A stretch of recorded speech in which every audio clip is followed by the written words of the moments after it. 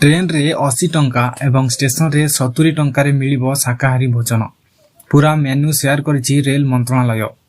भारत रे प्रतिदिन कोटी कोटी लोक ट्रेन रे यात्रा करथंती। ट्रेन रे दूर यात्रा करथवा यात्री को संख्या मध्य कोटी कोटी। जदि आपण मध्य दूर यात्रा करंती तेबे आपण निश्चय भाबे जानिथिबे जे यात्रा करिवारे केते सब खाद्य आवश्यक। जे माने घरु खाद्य आनी पारिबे नाही से माने स्टेशन रे उपलब्ध खाद्य उपरे किंबा ट्रेन पेंट्री थिबा खाद्य पर निर्भर करंती। जदि आपण मध्य आपणको यात्रा समय रे स्टेशन रे किंबा ट्रेन रे खाद्य पर निर्भर करंती तेबे एही खबर आपणको पई। प्रकृत रे रेल मंत्रालय एहार ऑफिशियल ट्विटर अकाउंट रे भेज मिल र मूल्य एवं एहार संपूर्ण मेनू शेयर करिछि। अनेक लोक घरे रंधा खाद्य नै ट्रेन रे यात्रा करिथांती, किंतु अनेक लोक अछंती जे माने ट्रेन रे घरु रंधा खाद्य आनी पारंती नाही।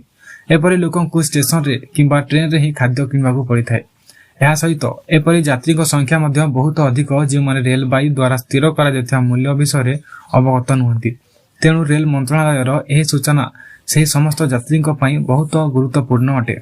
रेल मंत्रालय तांको ट्वीट रे कहिछि जे स्टेशन रे उपलब्ध वेज मिल रो मूल्य 70 टंका एवं ट्रेन रे एहार मूल्य 80 टंका रहइबो। रेल मंत्रालय कहिछि जे वेज मिल रो मेनू रे भात, डाली किंबा सांबर, दही, 2टी परोटा किंबा 4टी रोटी, तरकारी एवं गोटिया पैकेट आचार मध्य रहिछि। जदि रेल स्टेशन रे किंबा ट्रेन रे आपनको यात्रा समय रे आपनको कहा जाय जे वेज मिल रो मूल्य अधिक अछि किंबा यार मेनू रे खाद्य सामग्री रो संख्या कम अछि तेबे आपण रेलबाई रो एही ट्वीट रेस्टोरेंट किंबा पेंट्री कर्मचारी को देखाई परिबे। जदि एहा परे मध्य कर्मचारी राजी न होंती तेबे आपण रेलबाई रे अभियोग करि परिबे।